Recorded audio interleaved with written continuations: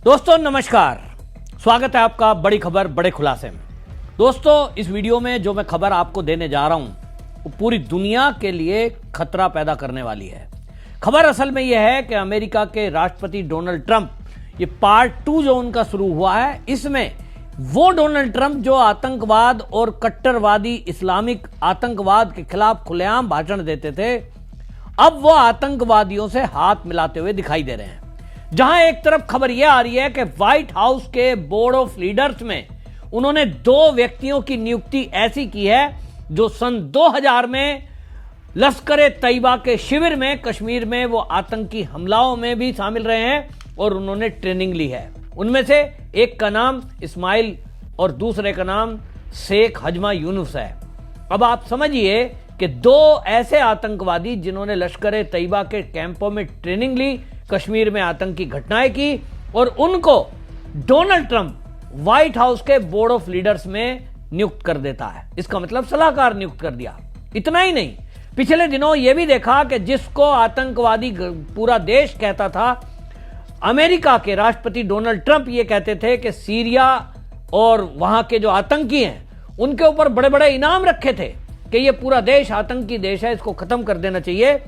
अब सीरिया के वहां जो राष्ट्रपति हैं, जो कि एक बहुत बड़ा अलकायदा का सीरियाई चीफ है, वो शाखा का अलकायदा जैसे संगठन का, उससे भी अब डोनाल्ड ट्रंप ने हाथ मिला लिया है।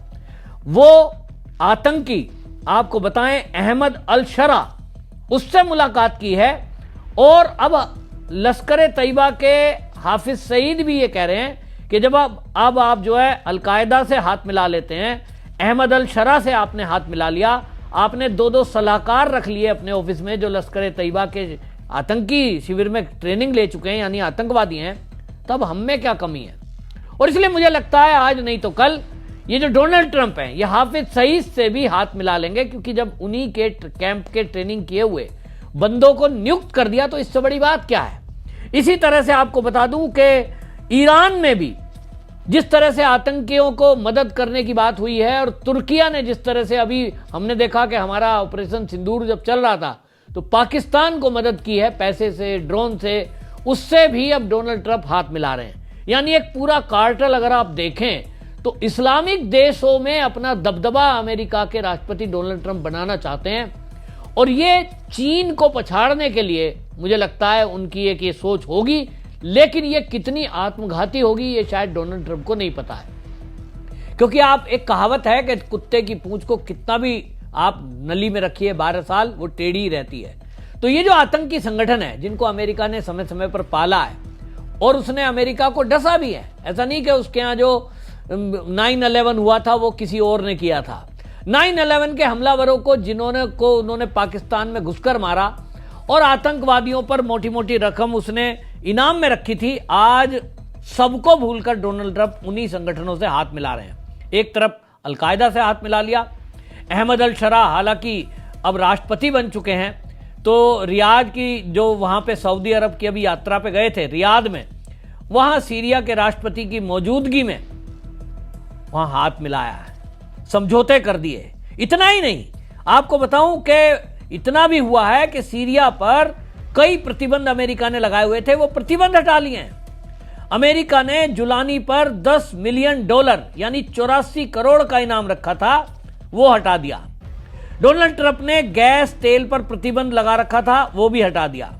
सीरियाई बैंक के ऊपर उसने प्रतिबंध लगा था कि स्विफ्ट नहीं कर सकते, तो स्विफ्ट से निकाल दिया। स्विफ्ट मतलब एक ऐसी फैसिलिटी है कि दुनिया के देशों में आप पैसे को ट्रांसफर नहीं कर सकते, लेकिन अब सीरियाई बैंकों से डोनाल्ड ट्रंप ने वो स्विफ्ट हटा दिया है। यानी वो कहीं भी किसी भी देश में अब पैसा भेज सकते हैं, कहीं से भी मंगा सकते हैं। खासतौर पे अमेरिका ने तो ये प्रतिबंध हटा ही दिया है।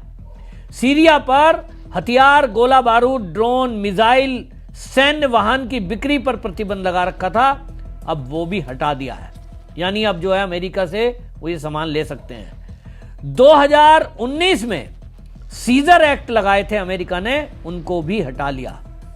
अब आप सोचिए, इतना सब अमेरिका के राष्ट्रपति डोनाल्ड ट्रंप कर रहे हैं तो वो किस दिशा में जा रही है बात। और इसीलिए जो भारत का ऑपरेशन सिंदूर था, कोई लोग कह रहे हैं कि अमेरिका के राष्ट्रपति ने कहा मैंने तुम्हारी भलाई के लिए ये कर दो, ये कर दो, सीज फायर कर दो, कुछ भी नहीं है। मोदी जी ने साफ कर दिया कि हमने तुम्हारे कहने से सीज फायर नहीं किया है, हमें हमारा काम जितना करना था, हमें आतंकी ठिकानों को ध्वस्त करना था, हमने अपनी मर्जी से किए, हमें जहां वार करना था हमने किया, हमने परमाणु ठिकानों को टारगेट करना था हमने किया। आपको लगा कि खतरा है, भारत की सेना आगे बढ़ी तो अब बिल्कुल खत्म कर देगी, तो आप बौखलाएं। हम किसी शर्त को नहीं मान रहे हैं। ना सिंधु जल समझौता भारत ने रिवील किया, मानने को मना कर दिया कि हमारा फैसला हम करेंगे, और ना ऑपरेशन सिंदूर को भी बंद किया है, और हम आगे भी करेंगे। अब हमने तय कर दिया कि तुम दादागिरी दिखाते होगे तुम अमेरिका में चौधरी, लेकिन हम तुम्हारी चौधराहट को मानते नहीं है। हम हमारी समस्याओं का समाधान कर सक्षम है करने में ठीक उसको, और आपकी हमें कोई जरूरत नहीं है। हाँ, कुछ हथियार आप देते थे, S-400 आप हमें महंगा दे रहे थे, हमने रूस से लिया। आप हमें तेल पर प्रतिबंध लगा रहे थे रूस और यूक्रेन युद्ध के दौरान, हमने नहीं माना। तो अमेरिका के डोनाल्ड ट्रंप को लगता है कि मोदी मेरी किसी बात के दबाव में नहीं आता, कोई हमारी बात नहीं मानता। हमने कहा था तेल मत लो रूस से, रूस और यूक्रेन के युद्ध के दौरान प्रतिबंध लगाए थे, भारत ने तो माना नहीं। हमने S-400 का दबाव बनाया, भारत ने माना नहीं। भारत ने कहा मुझे जहां से फायदा होगा, टेक्नोलॉजी अच्छी और सस्ती अगर रूस दे रहा है तो मैं आपसे क्यों लूं। आपसे एक फाइटर जेट मांगते हैं जो आपका बेहतरीन फाइटर जेट है, उसको आप देते नहीं है, तो फिर हम बाकी के क्यों लें भाई। ये सब चल रहा है। तो अब अमेरिका का राष्ट्रपति डोनाल्ड ट्रंप इस्लामिक देशों की तरफ रुख कर रहे हैं, और वो इस्लामिक देश जो कट्टरवादी आतंकवाद के लिए जाने जाते हैं, वो अमेरिका का राष्ट्रपति डोनाल्ड ट्रंप जो अभी तक कट्टरवाद इस्लामिक को गालियां देते था, वो आज उनकी तरफ हाथ बढ़ा रहे हैं। ईरान, सीरिया, मलेशिया, तुर्की, गाजा, तेहरान, लेबनान, आपने देखा ना पिछले दिनों मलेशिया छोटा सा देश है, भारत को आंख दिखा रहा था, वो भारत ने झटके पे ले आया कि भैया ठीक है अब हमारे पर्यटक वहां नहीं जाएंगे, अमेरिका से ही पैसे ले लो ना। लेकिन इन्होंने एक पूरा कार्टेल तैयार कर लिया है। इनको लगता है कि तेल की पूरी इंडस्ट्री जो है उस पर हम कब्जा करें, तो आतंकवादियों से भी हाथ मिलाना पड़े तो मिलाएं। अमेरिका केवल बिजनेस कर रहा है, और बिजनेस का उसको दिख रहा है कि मेरा व्यापार चलना चाहिए, लोगों को रोजगार दूंगा मैं, तो बस बिजनेस चले उसके लिए मुझे किसी से भी हाथ मिलाना पड़े। आपको एक बात बता दूं कि अभी जो ये गए हैं कतर में, 160 विमानों की डील डोनाल्ड ट्रंप ने की है, लगभग 200 अरब डॉलर का ये एक डील साइन करा है, और उन्हीं के कहने से सीरिया से हाथ पर मिला लिए हैं, सीरिया पर प्रतिबंध हटा दिए हैं। इसका मतलब डोनाल्ड ट्रंप ने साफ कर दिया कि इनके लिए बिजनेसमैन है, इनका बिजनेस जो चलाएगा जो चलवाएगा वो चाहे आतंकवादी हो या आतंकवादियों से संबंध रखने वाला, ये इन्हें कोई दिक्कत नहीं है। इनको लगता है हमारा देश तो संपन्न है, हमें कोई क्या बिगाड़ पाएगा, तो फिर ठीक है, दुनिया के लिए ये खतरा पैदा करना चाहते हैं तो करें। तो भाई भारत को भी अब ये समझना पड़ेगा कि डोनाल्ड ट्रंप तो खुलकर मैदान में आ गए, वो उस देश के साथ खड़े हैं। सोचिए उन्होंने पाकिस्तान से भारत की सेम तुलना कर दी कि आप दोनों देश एक जैसे हैं, और एक जो दोनों से मैं बिजनेस करना चाहता हूं। मतलब आप एक ऐसे देश की तुलना कर रहे हैं जो कंगाल है, जो आतंकवाद की फैक्ट्री है, और भारत की तुलना कर रहे हैं जिसने कभी किसी की जमीन पर कब्जा नहीं किया, किसी की जमीन पर कोई आतंकवाद नहीं फैलाया। आप उसकी तुलना कर रहे हैं जो एक तीसरी सबसे बड़ी अर्थव्यवस्था बनने जा रहा है, एक कंगले देश से। ये डोनाल्ड ट्रंप ने दिखाया कि उनका बदलता हुआ चरित्र है। तो भारत को भी समझ लेना चाहिए कि अब अपनी लड़ाई उनको जो लड़नी है, उस लड़ाई में आतंकवाद से लड़ाई लड़नी है। तो अब आपको मैं एक सलाह दे रहा हूं, मैंने पहले भी पीओके पर बोली थी ये वाली बात कि पीओके अगर भारत को लेना है तो चीन से भिड़ने की जरूरत नहीं है, क्योंकि हम चीन से अभी तक लड़ते आए, उसकी विस्तारवादी नीति को हमने रोका, हमने लद्दाख में उसको बढ़ने नहीं दिया, एक कदम नहीं बढ़ने दिया। तो अब अमेरिका को भी अब जिस तरह का आतंकवादियों से वो प्रेम दिखा रहे हैं उसको झटका देने का ये समय है। चीन को मेरे ख्याल भारत को कह देना चाहिए कि ठीक है जी, हम आपसे व्यापार करेंगे, और आप अपना पीओके में जो आपका सीपैक है उससे हमें कोई दिक्कत नहीं है, आप उसको एज इट इज बढ़ाते रहिए, वो हमारा है। हम जब हमारे कब्जे में आ जाएगा, वो हमारा भूभाग होगा, तब भी आपके इस प्रोजेक्ट को हम कुछ कहने वाले नहीं हैं। हमारा भी उस पर ट्रेड चले, हमारे भी ट्रक उस पर जाएंगे, हमारी भी ट्रेन उस पर जाएगी। ये अगर हो गया तो ठीक है, भाई अमेरिका को भी चाहिए व्यापार तो चीन को भी चाहिए व्यापार, तो हम चीन से करेंगे।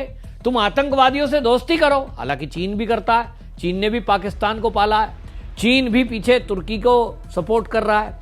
तो एक तरह से मैं देख रहा हूं कि तेल पर कब्जा करने के लिए चीन और अमेरिका में ये वो एक तरह से आपस का एक कंपटीशन है। लेकिन उस कंपटीशन में जिस तरह से आतंकवादियों को सपोर्ट कर रहे हैं, चाहे वो चीन हो चाहे वो अमेरिका हो, दुनिया के बाकी देशों के लिए ये खतरा पैदा कर रहे हैं।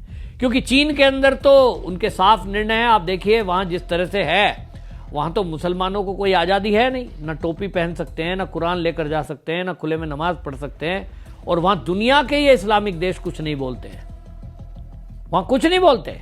उइगर मुसलमानों के साथ जो वहां हो रहा है वो खबर भी बाहर नहीं आती। तो फिर ये किसके लिए सिरदर्द बनेंगे? ये अमेरिका के लिए सिरदर्द बनेंगे। तो अब देखना होगा ये जो नीति परिवर्तन हुई है, अब इसमें भारत को भी अलर्ट रहना होगा कि भैया जब अमेरिका ने साफ रुख कर दिया, ऐसे में अब अपनी नीति निर्धारण नए सिरे से करनी होगी। और अब हम तो आतंकवाद से त्रस्त हैं, हम आतंकवाद से निपटने के लिए अब कौन ऐसे मित्र हमारे हो सकते हैं जिनसे हम रक्षा की डील करेंगे? ओबियसली हमारे साथ इजराइल खड़ा है, हमारा पुराना दोस्त रूस खड़ा है।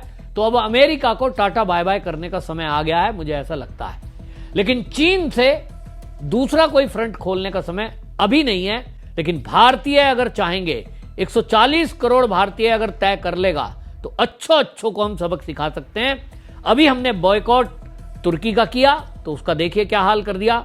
अभी बांग्लादेश के खिलाफ भारत सरकार कुछ कर रही है, हमें भी कुछ करने की जरूरत है। 140 करोड़ भारतीयों को यह देखना है कि ये जो दुनिया है ये भारत को हजम करने के लिए तरह तरह के षड्यंत्र रच रहे हैं, आतंकवादियों से हाथ मिला रहे हैं। अपने कार्यालय में बताइए, उनको सलाहकार रख लिया लश्कर तैयबा के आतंकवादियों को डोनाल्ड ट्रंप ने। ऐसा कोई सोच सकता है? तब फिर हमें भी अपनी नीतियों को परिवर्तन करना होगा। आपकी इस पर क्या राय है? कमेंट में जरूर बताएं, वीडियो को शेयर करें। वंदे मातरम।